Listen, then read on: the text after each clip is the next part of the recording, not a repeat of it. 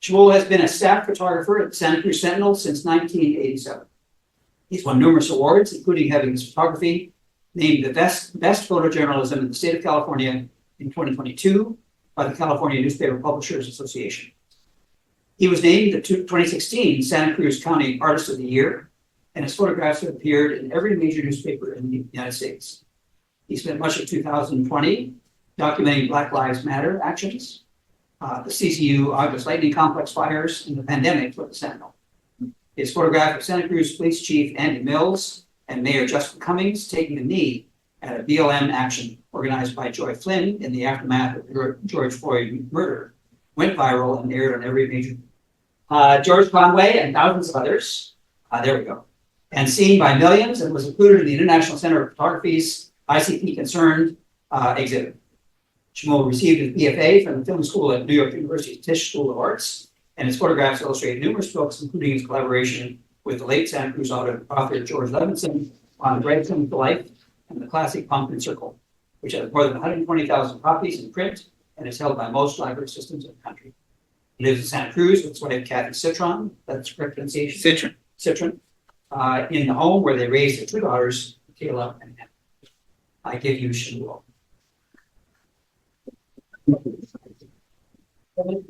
Thank you, Mark. So just, I know that some speakers like to wait for questions at the end, and I prefer that we have a conversation together. It'll help me figure out what where to go with things. And because we're on Zoom, I'll repeat the questions or comments when you guys say them. So just before I start looking at pictures, when Mark and I were talking about what I was going to do, oftentimes I'll show you sort of my greatest hits or whatever. But recently I took a trip to Europe and didn't even bring a camera other than my phone with me. And the title, with my phone in my hand, the joys of traveling without a real camera is that it's tongue in cheek, because I do believe that my phone is a great camera. I was listening to National Geographic photographer who said 50% of the photos he submits are shot on his phone. It's not the perfect tool yet. I think it probably will be. I'll show you things and we'll talk about it.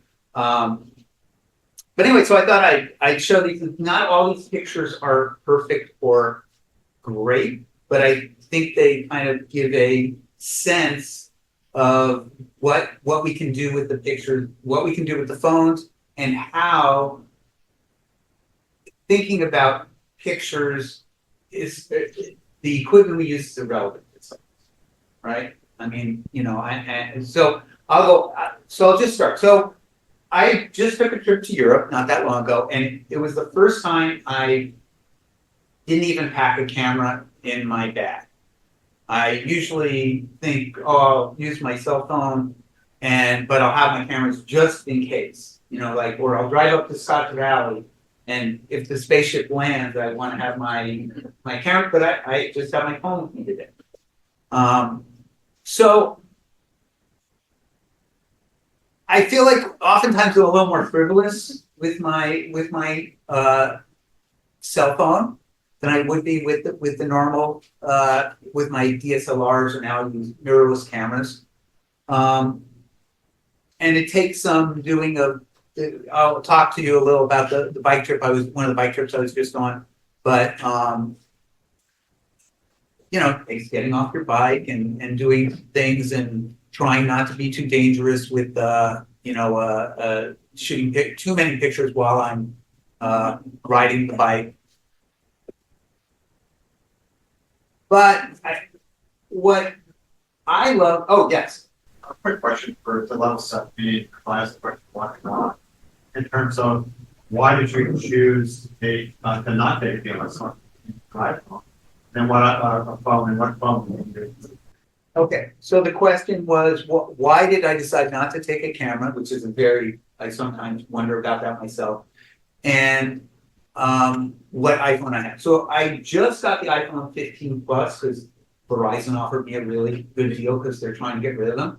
And but these are all shot with the 14 Pro Max.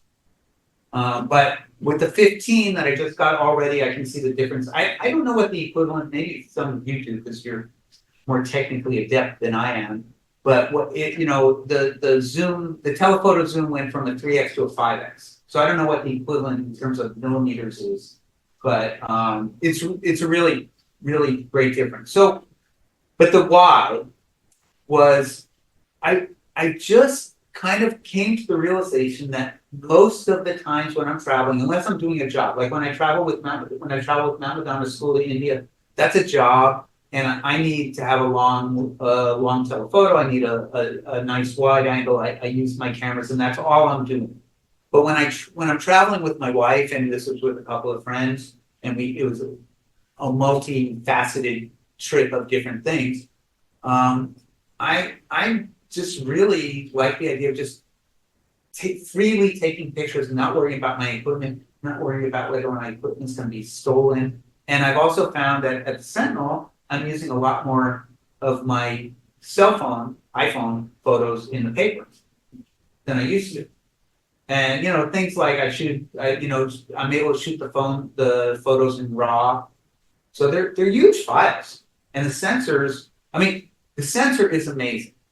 At least that's been my experience, you know? And I've probably talked about this before here. I love the democratization of photography, right? Like we all have basically the same camera. Yeah. So you can see who's taking really good pictures and who's paying attention to stuff, and other people are not doing that as much. And it's like Alfred Stieglitz, who some of you know, he was the first person to kind of try and bring photography into the fine arts and galleries and things like this back in probably in the 20s, I guess. And people kept saying, "Oh, your pictures are only good because you're at the right place at the right time." And he did this, I think for 2 years, he did this project called Equivalence, where he just photographed clouds, right? And his pictures of clouds are exquisite, right? And so I'm just really thrilled to just walk around with my phone, and it's just me, maybe, that's it. But I'm still, once again, you know, the first stop of this trip was in Istanbul, and there's also, I will say, one thing I've discovered is there's people don't notice it when you're taking pictures with your cell phone either, right? You know, I've taped out the Canon on my cameras because I don't want to be showy, and but what straps they Canon on, and this is just easy. I mean, everyone's taking cell phone pictures, right? When you travel. So, but it's still the same concerns, right? It's like, how do we tell the story? You know, how is the picture framed? And I will say, when I talked to Mark about setting this up, this is easy. I'll just take the pictures off my phone. But what I discovered is that they're really, when you take them I mostly process them in the native processing stuff in the iPhone, right? And then that's for Facebook. And then in Instagram, which is, for me, we can talk if you want a little about the differences. I see them as really different animals, sort of. But in Instagram, I use a couple of, there's like I don't even know what to call it. It's something that changes the contrast and the colors. And on both, when I work on the photos, a lot of times I'll use a vignette a little, just to brighten the center or darken the edges, actually. But then when I got home and was putting them together for the slideshow, I was like, and I started pulling them out of there, they really degraded. So thanks, Mark. I needed to take all these pictures and put them in my computer and I'll go through them. So most of these have actually been processed a little, at least sized and stuff through Photoshop. Not too much work with size stuff. So once again, this is a night shot of birds over the Blue Mosque in Istanbul from our hotel room. Or no, actually from the restaurant in our hotel. And I mean, I am not convinced that my sensor on my mirrorless Canons would do any better at capturing this. The things that and once again, a guy's walking down the street and I'm just having my phone out. It's great. A lot of people you see, I try and make contact with them, if eye contact at least. I don't like to take pictures of people and without their permission. Yeah. Before or after you take the picture? It depends. I mean, when I'm working for the Sentinel, I will take a picture and then, mostly I'll take a picture if it's happening quick and then I'll go talk to them. Because first of all, they're going to act differently. And a lot of times I'm waiting, I see a scene and then I'm waiting for someone to walk through. But if it's a kid, I won't. Because the world's really weird and creepy and I just, so. It's even strange coming up to a kid and asking, are their parents here? For me, at least, right? But that's what. So yeah, so that well, I forget what I was saying, but in some of these places, like this is I think this is the Blue Mosque as well, in Istanbul. Some of these places, they don't even allow you to take cameras in, or you have to pay extra to bring your camera in. And, everyone's taking pictures and it's just, I'm usually waiting once again for someone to walk through in the scene here, but I'm really concerned of how the picture's framed and what's in the frame and where the corners are. And that one of my pet peeves is when I see all these pictures and people have a crooked horizon, not unintentionally. I might have a few where there's an intentional, or sometimes you have to decide between two things are there and you have to decide which one's going to be straight. But to me, it's just paying attention. And it's the difference between looking and seeing. But you also chose on this one and others to not correct the perspective. Right. And you're using an ultra wide lens, obviously. Right. And yeah, the walls are going in and that one and like three of the previous ones. Right. So that's one thing that's there. And you'll see I have one picture of using the panorama thing. Yeah. And I mean, also part of it is, and I don't mean any disrespect to all the cool and beautiful printed pictures here. Most of my pictures are seen and then they're gone. They're on Facebook and Instagram, or they're in the Sentinel. And no offense to your picture, it was under my cat box the next day. I specifically chose it. Not yours. And I had that thought too. It's part of my world. The night I had this really cool thing when I was the 2016 Santa Cruz Artist of the Year, and there's this big thing at the mall. I went home and had to empty the cat box. It's like it's. But anyway, so both of my pictures are just out there momentarily.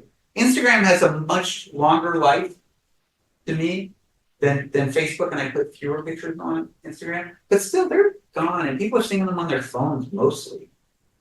So yeah, there is that. So, but I'm finding, I walk around a neighborhood, I see the colors. In the old phone, I could shoot at 3x, which is, I guess, it's like 100 millimeters. I don't know, so maybe 70. But it's filling the frame with the photo, or just looking down from our hotel room and seeing lines. I mean, it's the way I shoot pictures with my real cameras, and it's just. And it just seems really freeing. This guy, I just shook my, I gave him a little nod and he gave me a nod back and I took his picture, and we're walking through the market and, I can even have a shopping bag in one hand, but. 5x is 120 millimeters. Okay, so and so it's gone from 90 to 120 or something, whatever, I don't know, 3. So that's amazing, right? Typically when I'm working for the Sentinel, I have a 100 to 400. And so it's not there yet. But the biggest difference, which there's a few here where you'll see, but is that that there is a delay. There's no question there's a delay. And so I'm used to maybe shooting on a burst, but figuring that I want the person right there, and it doesn't. I miss it oftentimes. It's just off. I can't shoot bursts. So yeah, I know, but I'm not. I've kind of surrendered that, right? Okay. And this is the only black and white picture. So this one was put in black and white in the native. I just desaturate in the. There's all these filters, and I tried them a little, and I don't really like the filters they offer. So I just desaturate 100 to 0 or whatever, 100 to 0%. But so I think we can do so much with it, and I can go back to my hotel after a day. If I'm okay, I'll go back. So if I'm at Mount Madonna, on a Mount Madonna trip in India and I'm out, so I'll shoot, 3,000, 4,000 pictures a day, and it takes me a long time to process them. And because I'm shooting a lot of the same thing, right? And here I'm not. I mean, I'll take a few, but it frees my evening up too. My wife, who you'll see in a few pictures, she's probably very happy about that too. And very understanding, as many of you have spouses that are probably understanding.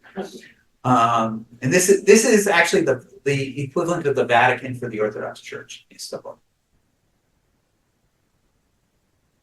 And I found also, interestingly enough, and I don't know what the reason is, that I've shot more pictures as verticals with my phone than I do with my cameras. I'd say I do one thing every Sunday for the Sentinel I try and make it a vertical as a challenge. It's our local cover, just to shoot a vertical picture once a week. But mostly, in the phone, I feel somehow I've gotten freed up. I don't know why that is. So the next part of the journey is we flew from Kathy and I. That's my wife Kathy on the far left, and we met two friends who continued with us later. This is in Zurich, so we flew to Zurich, and I mean, to me, if I look at this picture, if I blow it up really big and I'm looking at pixel to pixel, it doesn't hold up like the camera that I shoot with my Neuros camera. But like this, for me, it's really fun, And so it's the same thing. This is super wide. It's not panoramic, but it's as wide as it goes, which is I think they call it 0.5. And walking around Zurich and just walking around cities just with the cameras, and it's in my pocket too. I mean, I was someone who years ago had a big camera bag, and it's like I was really glad when I got rid of that. But still, I carry two cameras, in a fanny pack, and this is just it's easy. So Shmuel, Yeah. most of these, you're saying that you find yourself doing more verticals with the phone. Probably just ergonomics, you're holding the phone that way. These have all been cropped away from that. Yeah. Oh no. They've not. So the ones that are vertical, I shot vertically. The one like this is a horizontal picture. Okay, so all those they're horizontals, and you either cropped them in, or that's the Yes. that you need. Yeah. And I've always been of the opinion that I crop out anything that's not important. Right. I don't take anything out. That's just my and it's no comment on anyone that does, but I feel like my pictures, especially for the newspaper, people think it's a real moment, and I don't clone out any objects. But yeah, so I crop and whatever it should be. I mean, George Easton, when he invented the camera, those were the first sort of amateur commercial camera. They pictures were round. Yeah. So it's like kind of arbitrary.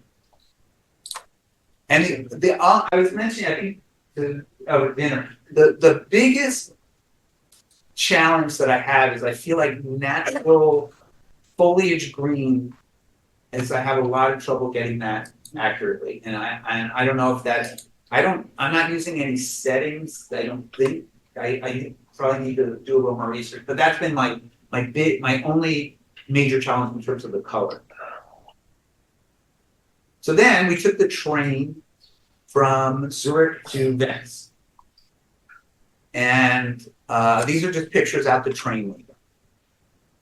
So, it's like, I mean, you'll see, like I love this with the blurred tree.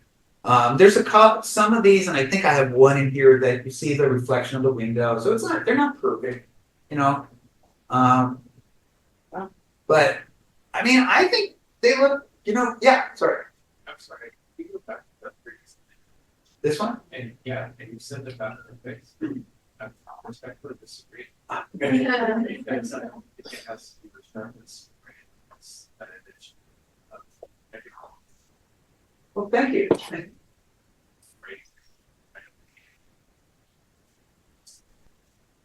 Oh, well, thank you. Well, I'll show you one that's coming up that we can we can disagree on that. Thank you. And I quite honestly, I wouldn't be showing you any of these pictures if I didn't either like them or find them informative or educational, something, right? And I took more pictures than what I'm showing.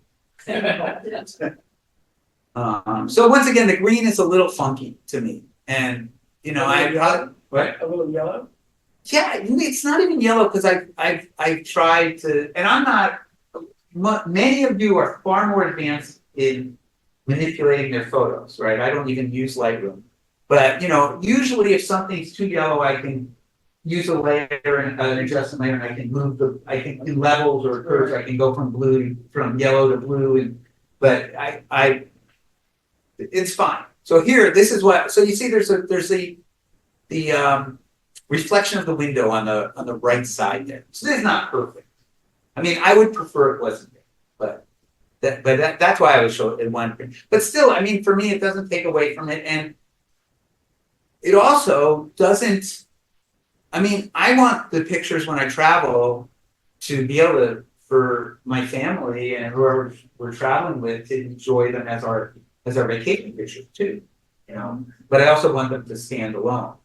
So we took the train to Venice, and then you can see here, if you looked closely at this, it doesn't hold up as well as using a telephoto lens.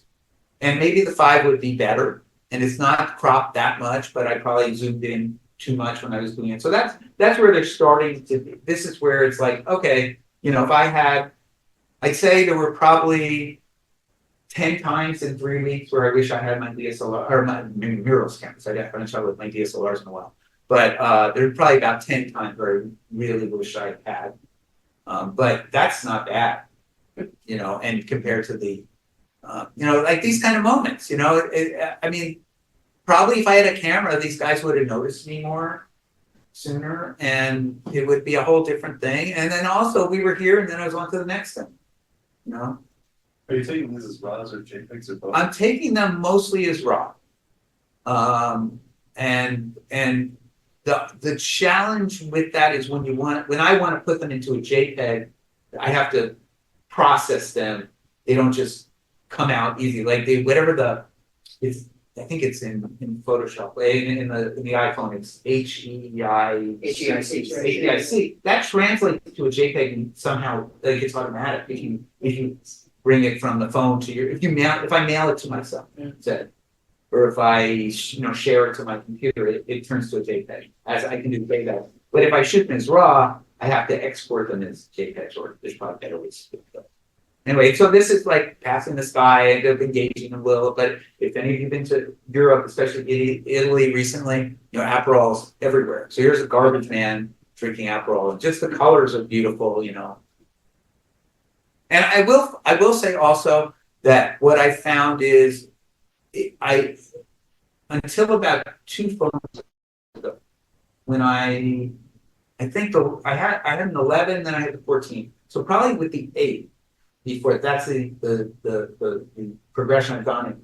That the 8, I really had problems with color saturation. Like things were just too saturated. But I'm so impressed with the algorithms and the engineers of Apple.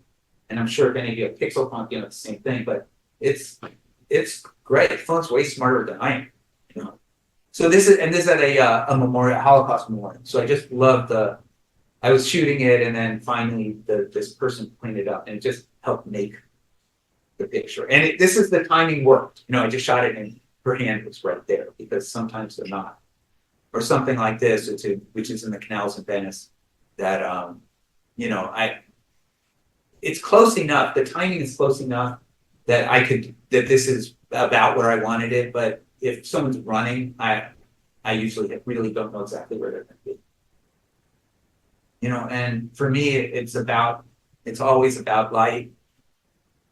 You know, and the luck of having someone that's sitting in the right place at the right time, and the statues above them. And you know, I think I straightened this picture a little, so you know, if it was crooked, it would bug me, right? I mean, because it's a picture about lawns and stuff.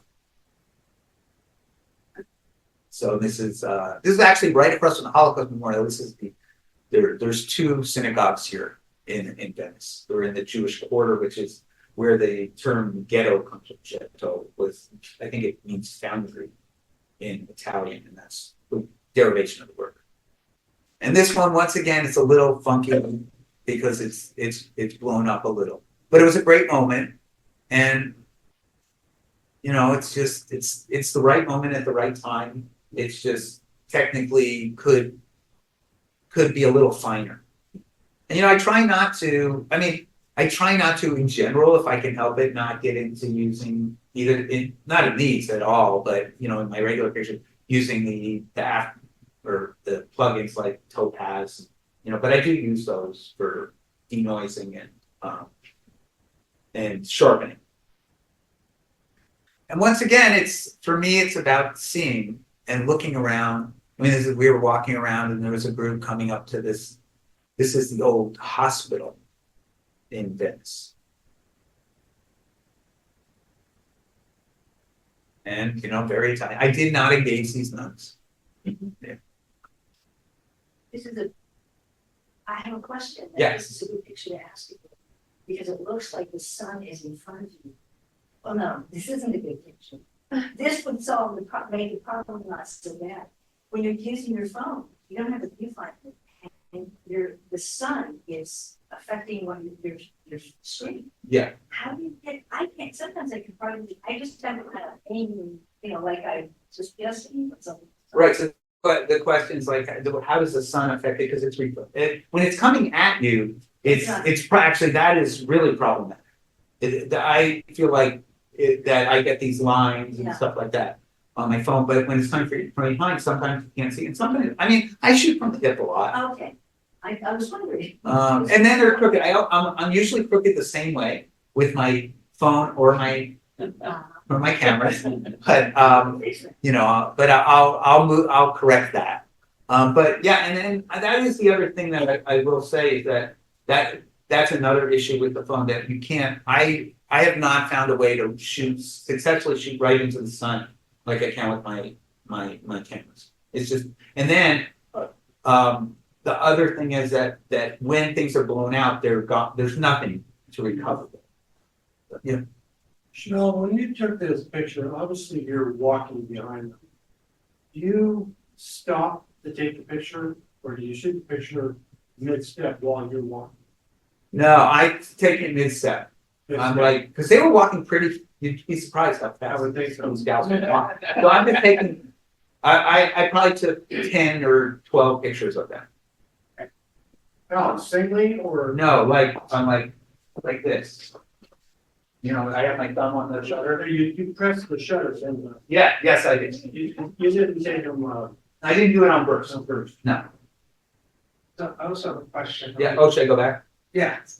I noticed on a number of the images, they're cropped pretty tight to the edges.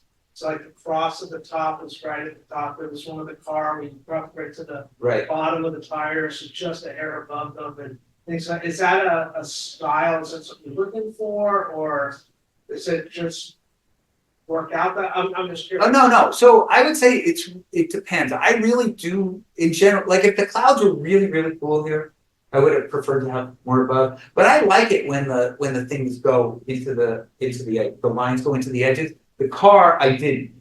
That's not only did it have a reflection, but I didn't get anything. I didn't get the bottom of the car. So yeah, you'll see. I mean, I feel like, you know, I mean, I probably said this here before, but painters, if you talk to a painter, they don't leave a little corner of their canvas like blank, going, "Oh, I'm worried. I don't care about it." And so for me, that's how I mean, it's just my aesthetic of how, you know, to fill the frame kind of with important stuff, and then some not that important stuff. And this is in Venice at sunset, but you can see the sun there once again. It's fine, it works, but I would prefer when I looked at this, there's nothing there, you know, where the sun is. Is that Kevin's newspaper underneath the cap?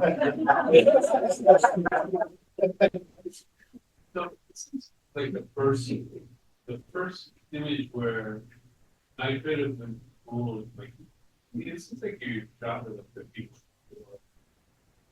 know, like the Boca, you got out of focus in the background. Is that an effect or did the phone? No, did the phone- that, and I have a few other, that's where I'm shooting on portrait mode. It's pretty impressive. And I love, and it wasn't until this trip that I realized that when you go to edit in the native software in the camera, you can choose what your aperture is. It's really cool. I mean, and so, yeah, so yes, very good. So this is shot in portrait mode, which I have a few pictures that are shot in portrait mode, and I love it. And then once again, when I found that you could change it to full, to f16, I think it goes from like, well, Kevin's looking at, what does it go to? Does it go like 2.8 to 16? But anyway, so it's a huge range. And I assume it's taking up a lot more space in the, Goes from like 1.4 to 16. yeah, it's really cool. And to me, it's a really appropriate, I mean, I wish I could do that with some of my other pictures, but, And you can also change the focal points. oh, right. So you can say, no, I want the cat blurry, I want the lights.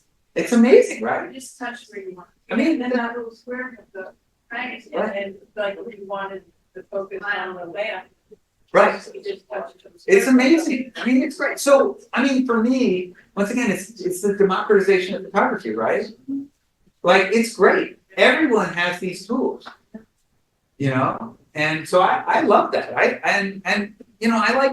really like simple, and I'm not, I'll talk about tech stuff, but I'm not a tech geek at all, and I just like taking pictures. Like, I'm a harmonica player too in a band at the synagogue, and I just like playing harmonica because I just play harmonica.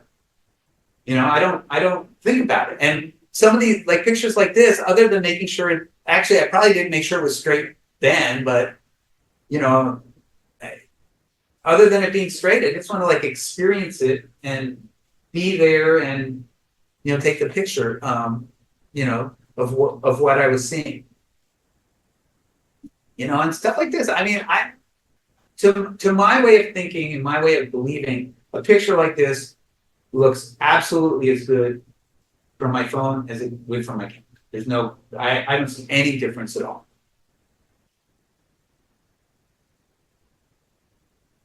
And luckily, this wasn't too far away, so I didn't have to zoom in seriously. Okay, so then the two friends you saw before. Kathy, that's my wife Kathy in the blue there on the right. And we went with with 5 other friends on a boat and bike trip from Venice to Mantua. So it means like you're sleeping on the boat, and then you get up in the morning, you have breakfast, and then you bicycle for the day, and then where you end up, most days when you end up, the boat's there. So you put your bike on, and then you sleep there, and and they cook you a great dinner, and then in the morning you get up and do it again. So we've done 2 of those. So it's great. So I've gotten pretty good of shooting pictures while I'm cycling. I don't know if I should be proud of that or not. So these are just to give a sense of, and back in 1988, I photographed a bike ride that my wife did for the American Lung Association from Seattle to Atlantic City. And I bicycled some of it, and I videotaped and took still. So it's a challenge to figure out every day how to show a bicycling video. So this is why I'll show you a few in a row. That's my wife again, going through a nature preserve outside of Ferrara, I think.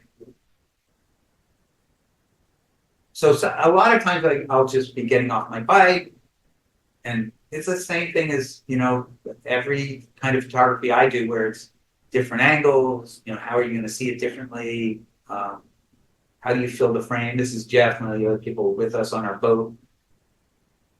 I think this might have been the first night. And then sometimes it's like everything else, just waiting for, this hotel was a really cool hotel in Lido, which is right pretty close to Venice. It's first ferry we took, and then waiting for this red car. So I did wait a while for those are the kinds of things I do wait for. And I got because I'm not shooting in a burst, not shooting with a drive, I got one picture, which is really hard for me, but it's probably good practice. But, How many cars did you let go first? there was no other red. I let out a few, but there was no other red little Fiat there. That's the perfect. Yeah.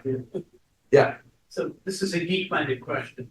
I assume. Someone else might have to answer. No, I assume the car was rolling, yes. and I see you've got frozen motion here, meaning your shutter was pretty fast. When I shoot with my phone, I'm kind of challenged to do all the settings that I would do on my real camera, where I would decide, hey, I need a 500th or faster to get the picture I want to get out of this. Did you have to think about that in advance? No. Did you I trust the phone to do what you want? right. And maybe I should have. The question's about the technical stuff of shutter speed and stuff. No, I'm just shooting with my phone. Really, I don't do the only things I'll do is sometimes I'll shoot on. I'll change where I am. That's what I'll do most of. That's the most important thing I'll do. And I've said before, probably here again, that at least for me, the most important things about photography are my eyes, my brain, and my heart. Like way more than what I'm shooting, whatever piece of equipment I'm shooting with.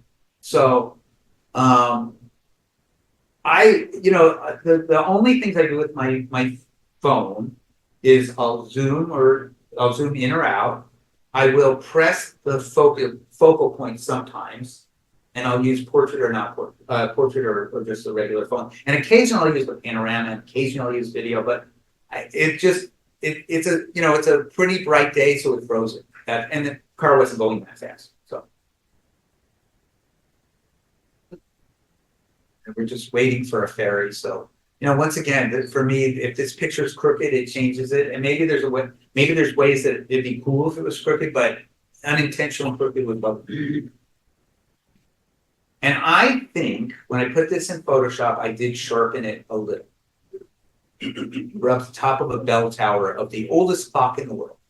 So it's very cool.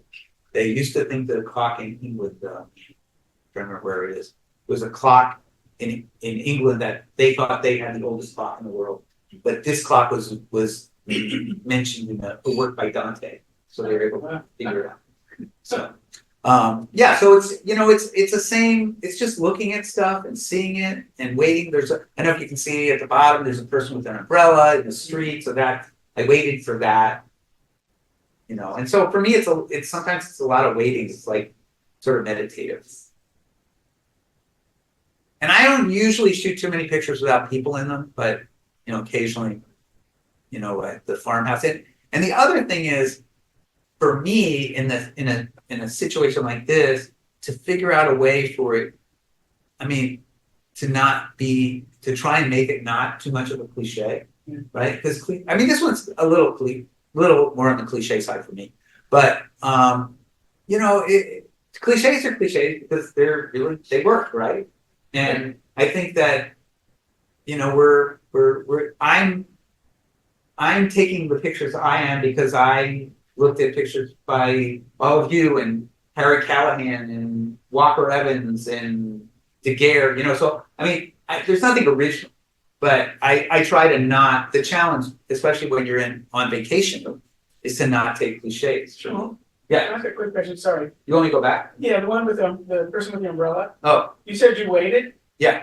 So are you walking around with other people or are you out there by yourself? This is the bike. I was with the bike group in the top of the bell tower. And so you just let them walk on, say, I'm going to sit here and wait, see if somebody walks down. Right, or if we were all up there and we were hearing about the bells, and then the bells were ringing, and it's not a photo safari. So my wife Kathy is very used to knowing that it might take us a while to get places. Yeah. But in general with the bike, I kind of stayed with the group, and You're waiting within a finite period. Yeah, so you're waiting while they're doing the talking. Exactly. You're sitting there, you're thinking that road would be really cool if somebody walked down it, so I'll keep an eye on it. Yeah, exactly. So this is my wife again. These are artifacts that were dug up from, I think, Roman times, maybe. I'm trying to remember. But so, it's like, how do we see things? How do you, what's really going on here? So if you shot this picture and exposed for the room, it's going to be a really different picture. It might be fine. It might be a really great picture, but this is how I saw it. Just waiting for someone, happened to be my wife at this point, but coming through. When you shot that one, you just accepted whatever exposure the phone was going to give. No. Okay, so that's a good point. I did. This is one of the few times the sunset was like that too. This is one of the few times where I darkened the picture. I picked the point of focus and then I lowered it. I guess it's lowered, so I darkened it. And I took 4 pictures as my wife was walking across. And this was far and away the best one. The other ones were just, and then so anyway, yeah, so that's another. I guess I do that one thing also. I don't do it that often because I do feel like the exposure on the phone for most scenes, at least for me, it works really well. When you said you darkened the exposure, that was when you were using the editing program on the phone. No, that was when I looked at the scene, I pressed to a focus, and then I pulled the slider down. Thank you. So another picture without any people in it, but I love the colors. This is in Ferrara. Well, Yeah, I didn't know you could do that. sometimes. There's also a little arrow on the top of the phone. If you push that, it gives you more settings at the bottom of the image that you can adjust, including the. And I'm taking you with me on vacation. You're coming with me, so. Well, yeah, I gotta have somebody to take care of Kathy. Right.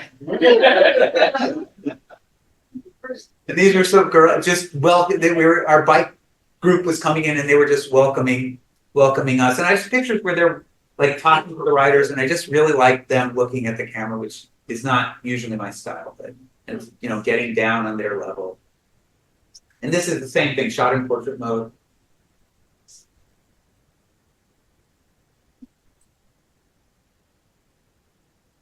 Once again, perspectives, up, down, where the person. So this one, I'm pretty happy with where she is, but I didn't really have. I had one picture of her because that's the way I was shooting.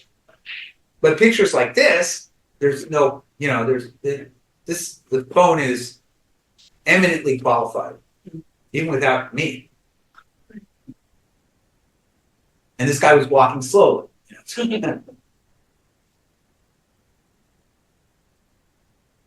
And so, it's as I said, it's the same stuff. I'm looking at the same things I'm looking at, when I take any kind of pictures, and whether it's a baseball game or a wildfire or an accident or a museum, it's like, how do you tell the story? How is the picture framed? Where is the person, if there's a person in it?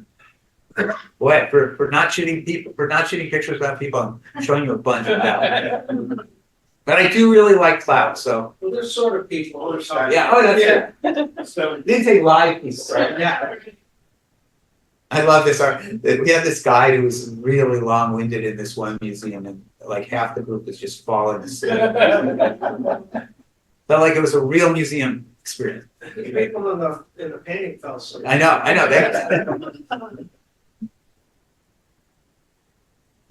And I also think one of the things that I don't get as hung up on making it perfect in some ways. Like I take pictures of more stuff, and it's great, but it's the same, it's just a camera, it's just a tool. So, you put your, you lie down on the floor and you point it up like I would do with my camera. So that was that, and then. The last part of the trip, we met a couple of other friends in Verona, and went up to Lake Garda, Lago di Garda, and then we finished trip in Milan. So, this is using the telephoto to some extent, and to me it really holds together, and it's so easy here. The contrast between the air conditioners and this is called the Arena. It's one of the think 3 remaining things, like there's the Coliseum, the arena, and there's one more somewhere. Yeah, About RAWs again, when I think of a RAW coming out of my Canon, for example, but colors are unsaturated, there's no contrast, you have to process the colors. Right. Yeah, so are you doing that? No, So it's taking RAWs and applying a preset or something? I guess so. You know, I Yeah, I mean, you're shooting, it has a raw setting that basically lets you shoot at a higher resolution, like 48 megapixels. So there's a lot more information in there, but the camera is still applying a filter, just like when you shoot raw on the back of your SLR, DSLR, or mirrorless, you're seeing an image that has color and stuff because it's applied the camera technology to it to give you a representation of the raw image. Or if you JPEG at mirrorless or DSLR, you can have it applied to the curves of right. saturation levels. Right, and I do that. That's when I shoot with my mirrorless for the Sentinel. I have shot 4 assignments for clients in RAW over my entire time of shooting digital pictures. So this is my buddy Victor, this shipper who lives in town. Him and his wife Mandy were the ones we spent time with in Verona for the rest of the trip. So once again with the portrait mode, right? It's Just bring samples. So I have just a quick question. If you're shooting raw, you're using your phone, this will tell you how to scan phones, right? An SC. Isn't that like a ton of data? How many gigabytes of storage do you have to have in a phone? well. All of this. I mean, this will keep taking a lot of pictures. Yeah, well, I can tell you. I'll look. I think if I go to about this phone, I have. Well, my phone is 256 gigabytes of storage, and I have in my phone right now. Let me see if it tells me. I have 38,756 photos and 1,424 videos, and my phone is like a quarter full. Wow. So that's not the issue.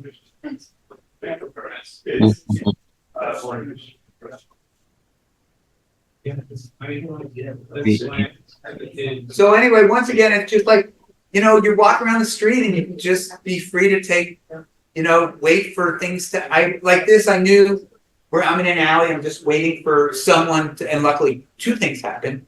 But, so I that's the way I tend to work. And then I was talking to Kevin actually, yeah. When you don't, at night, you don't back up, you don't download, you don't do all the stuff. My phone backs up to the cloud. So if I have Wi-Fi, I have it set. And once again, you're sort of asking the wrong guy because this is what I think happens.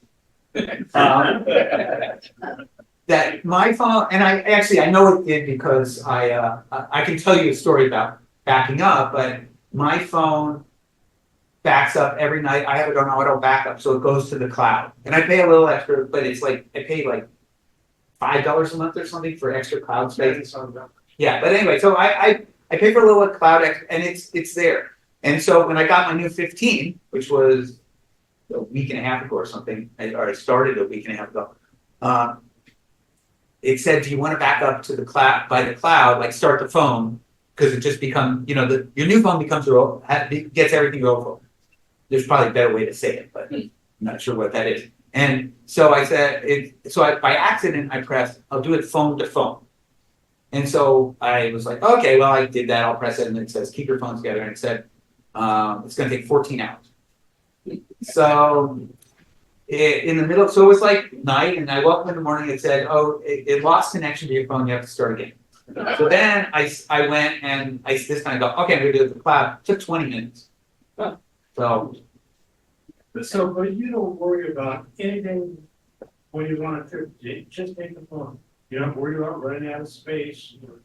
Now, that's a nice thing, when that goes to the cloud, it frees up, it's intelligently freeing up space on your phone.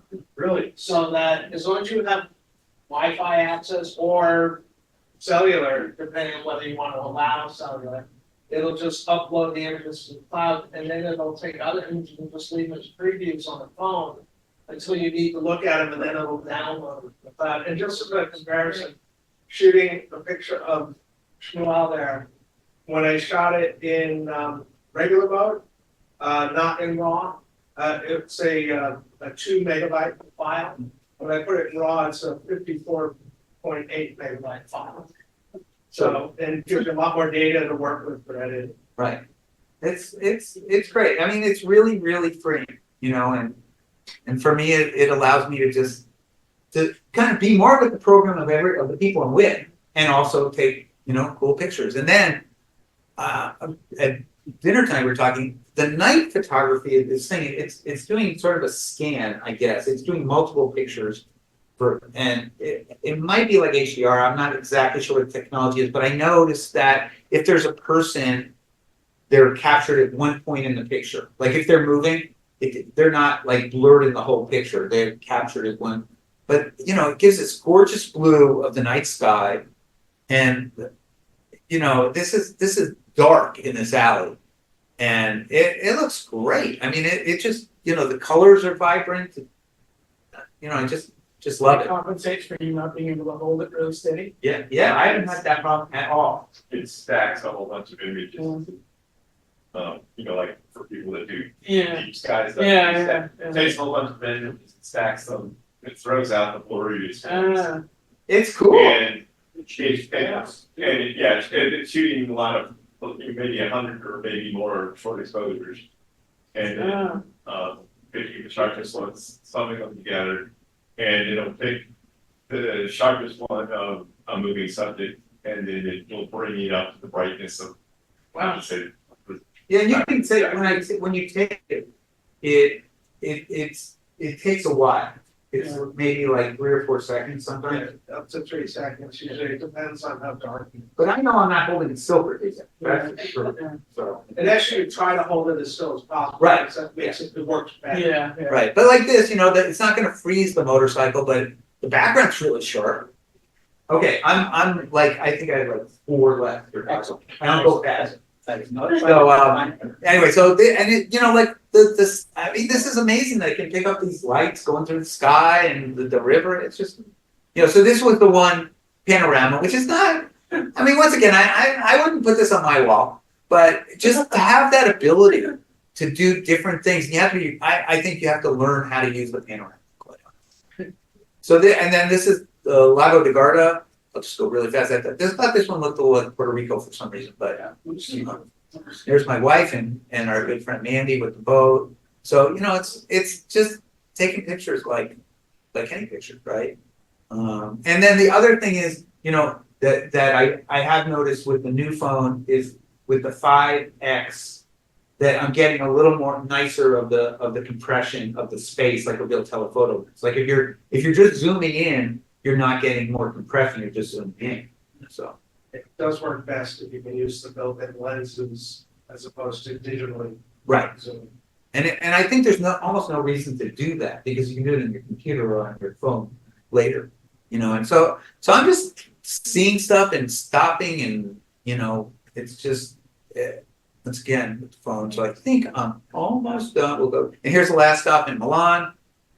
That's the big cathedral in Milan.